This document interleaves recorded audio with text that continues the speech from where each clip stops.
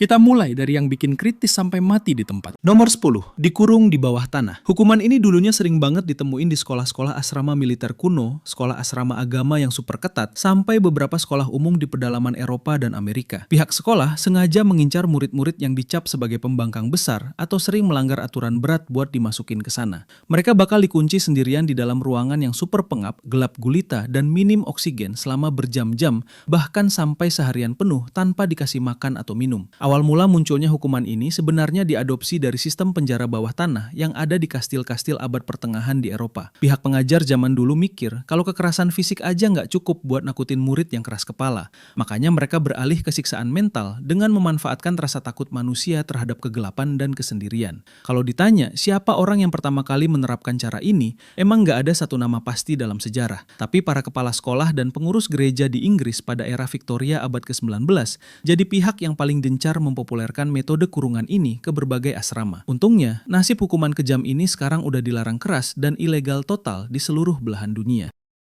Nomor 9, dun cecap. Hukuman ini dulunya sering banget diterapin di sekolah-sekolah dasar di Amerika Serikat, Inggris, dan beberapa negara Eropa dari abad ke-19 sampai pertengahan abad ke-20. Target utamanya adalah murid-murid yang dianggap lambat belajar, nggak bisa jawab pertanyaan guru, atau suka bikin keributan di kelas. Murid yang kena hukuman ini bakal dipaksa pakai topi kertas berbentuk kerucut tinggi yang di depannya ditulis huruf D alias dunce, yang artinya bodoh atau tolol. Awal mula munculnya topi ini sebenarnya berasal dari ide seorang filsuf abad ke-13 bernama John Duns Scotus. Awalnya fungsi topi kerucut ini justru bagus, karena dia percaya bentuk kerucut bisa menyalurkan ilmu pengetahuan dari udara langsung ke otak orang yang memakainya.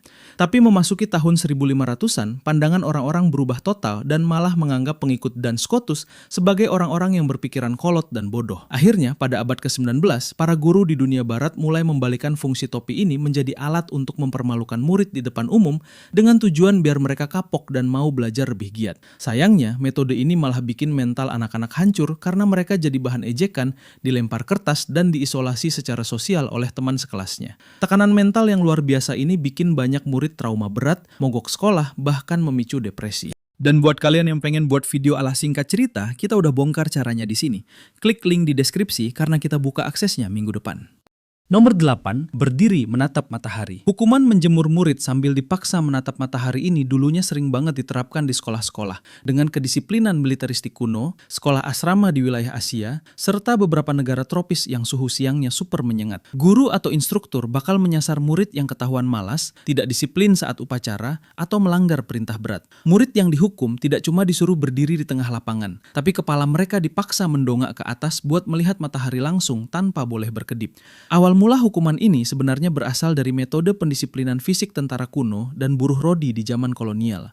Pihak sekolah mengadopsi cara ini karena dianggap praktis, tapi punya efek jera yang instan karena rasa sakitnya langsung menjalar ke seluruh tubuh. Kalau dicari siapa orang yang pertama kali mencetuskan hukuman ini di sekolah, sejarah tidak mencatat satu nama spesifik, tapi para komandan militer dan kepala sekolah berdarah dingin di era kolonialisme abad ke-18 dan ke-19 jadi pihak yang paling sering mempraktekkan metode kejam ini ke para murid. Efek dari hukuman ini sangat mengerikan karena radiasi sinar ultraviolet bisa membakar retina mata secara permanen dan memicu kebutaan total. Belum lagi risiko fatal dari heat stroke yang bisa bikin murid pingsan sampai meninggal di tempat.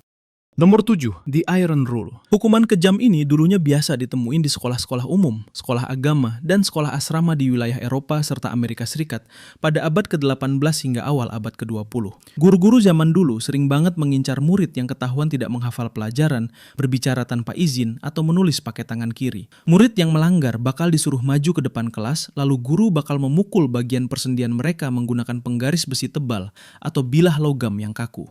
Awal mula hukuman ini berasal dari sistem pendidikan abad pertengahan di Eropa yang mengusung prinsip kalau rasa takut dan rasa sakit fisik adalah cara tercepat untuk memasukkan ilmu ke dalam otak anak. Istilah The Iron Rule sendiri awalnya merujuk pada aturan mutlak yang tidak bisa diganggu-gugat, yang kemudian diwujudkan secara harfiah oleh para pengajar lewat penggunaan penggaris besi sebagai alat penegak disiplin. Nggak ada satu nama guru yang tercatat sebagai penemu pertamanya, tapi para kepala sekolah di sekolah-sekolah asrama ketat Inggris dan Jerman pada tahun 1800-an jadi pihak yang paling sering menerapkan metode pukulan besi ini. Efek dari pukulan logam tebal ini sangat mematikan bagi fisik anak, karena hantaman keras pada persendian bisa menghancurkan pertumbuhan tulang muda, merobek jaringan kulit, memicu infeksi parah, bahkan menyebabkan cacat permanen seumur hidup. Nomor 6, dipaksa menelan zat berbahaya. Hukuman ini dulunya sering banget diterapkan di sekolah-sekolah asrama kuno, sekolah umum, dan lembaga pemasyarakatan anak di wilayah Eropa serta Amerika Serikat dari abad ke-19 sampai pertengahan abad ke-20. Guru atau pengasuh asrama biasanya mengincar murid yang ketahuan berkata kasar, berbohong, mengumpat, atau suka bergosip di lingkungan sekolah. Murid yang melanggar aturan bakal diseret ke depan kelas, lalu mulut mereka bakal dijejali dan dipaksa menelan sabun batangan, cabai rawit bubuk dosis tinggi, minyak jarak, bahkan cairan pembersih. Hukuman ini berakar dari kepercayaan kuno masyarakat Eropa tentang konsep pembersihan diri. Pihak sekolah zaman dulu menganggap kalau kata-kata kotor yang keluar dari mulut murid mencerminkan jiwa mereka yang sedang kotor. Jadi mulutnya harus dicuci pakai zat-zat pembersih atau zat yang rasanya sangat menyiksa biar mereka jera. Nggak ada catatan sejarah mengenai satu nama guru yang pertama kali menciptakan metode ini. Tapi para pengasuh sekolah asrama berdisiplin tinggi di Inggris era Victoria jadi pihak yang paling gencar mempraktekkan cara ini buat mendisiplinkan lidah para muridnya. Nasib hukuman gila ini sekarang udah dilarang total dan dihapus dari sistem pendidikan dunia karena alasan medisnya yang terbukti sangat mematikan bagi tubuh anak. Begitu dunia kedokteran berkembang, para ahli sadar kalau paksaan menelan zat kimia atau sabun itu bisa membuat paru-paru anak melepuh, memicu sesak napas akut, hingga menyebabkan keracunan organ dalam yang berujung pada kematian. Jangan lupa subscribe dan follow Singkat Cerita agar kita jadi channel edukasi pertama di dunia yang mencapai 10 juta follower dan subscriber di 3 platform pada tahun 2027. Nomor 5, disetrum listrik. Hukuman yang memanfaatkan daya kejut listrik ini dulunya sering banget diterapkan di sekolah-sekolah berasrama khusus, lembaga rehabilitasi remaja nakal, dan beberapa sekolah kedisiplinan ketat di wilayah Amerika Serikat dan Eropa sekitar pertengahan abad ke-20.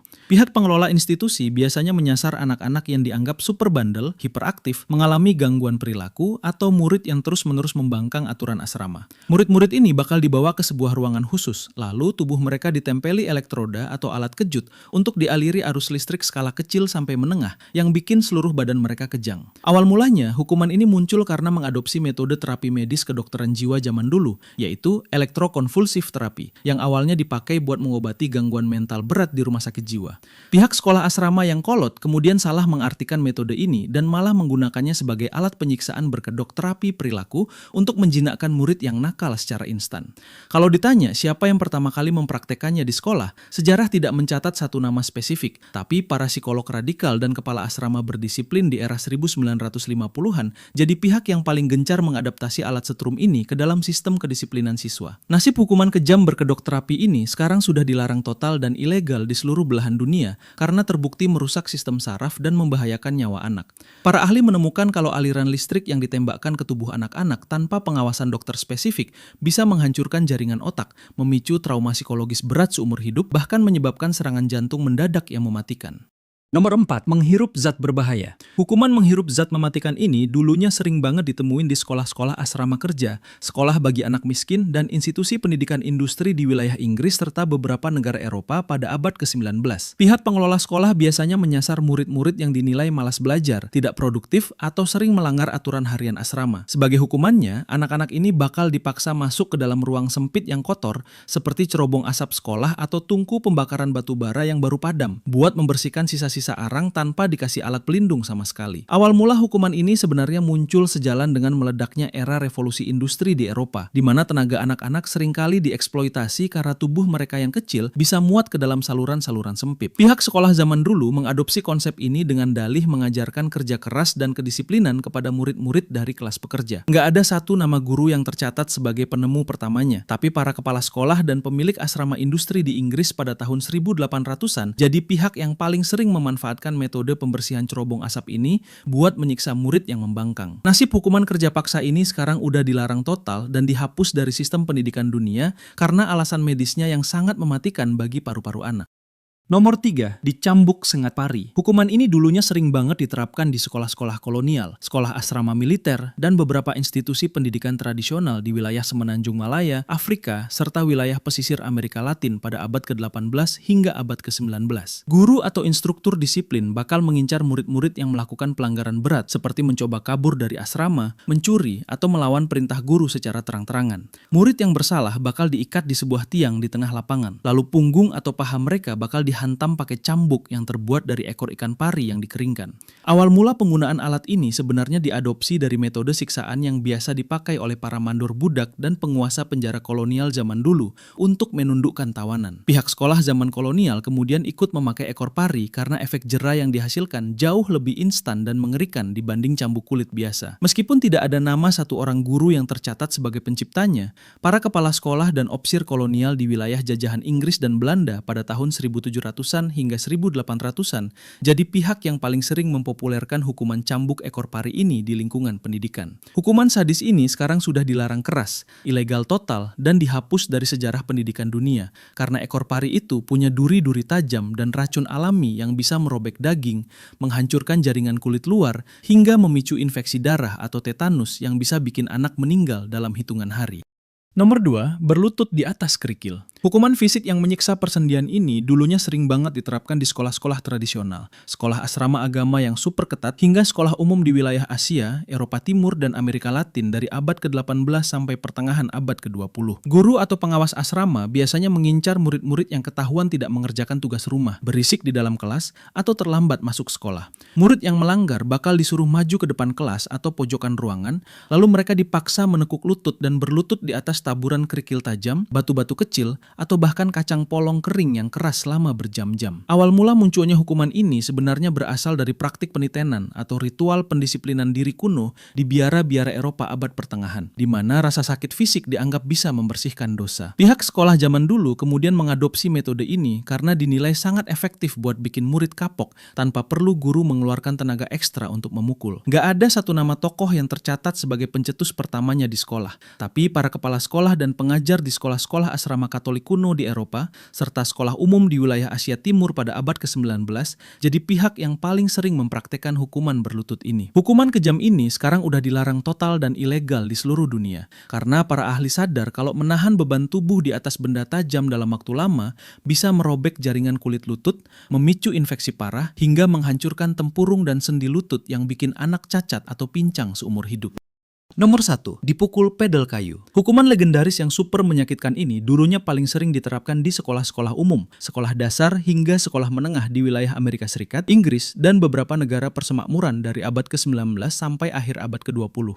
Guru, wakil kepala sekolah, atau guru bimbingan konseling biasanya mengincar murid-murid yang ketahuan membolos, berkelahi, merokok di area sekolah, atau melawan kata-kata guru. Murid yang bersalah bakal disuruh membungkuk sambil memegang lutut atau meja, lalu bagian pantat mereka bakal dihantam keras-keras menggunakan pedal, yaitu papan kayu tebal yang mirip seperti bat pingpong berukuran besar. Awal mula penggunaan pedal kayu ini sebenarnya berakar dari hukum adat pendisiplinan anak di dalam rumah tangga masyarakat barat kuno, yang kemudian diadopsi ke dalam sistem sekolah formal lewat hukum in loco parentis, sebuah aturan hukum lama yang memberikan hak kepada guru untuk bertindak sebagai orang tua pengganti di sekolah, termasuk hak buat memukul. Nggak ada satu nama pasti yang menciptakan alat ini, tapi para kepala sekolah di negara bagian selatan Amerika Serikat pada tahun 1800-an jadi pihak yang paling gencar mempopulerkan bahkan memodifikasi pedal ini, seperti sengaja memberi lubang-lubang kecil di papannya biar tekanan udaranya berkurang dan hantamannya jadi jauh lebih berlipat ganda sakitnya. Nasib hukuman ini sekarang sudah dilarang keras dan ilegal di hampir seluruh belahan dunia karena para ahli menemukan kalau hantaman kuat dari pedal kayu, terutama yang berlubang, bisa menghancurkan jaringan lemak, merobek pembuluh darah bagian dalam hingga memicu pendarahan hebat, merusak saraf tulang belakang sampai menyebabkan trauma mental mendalam yang bikin anak benci sekolah.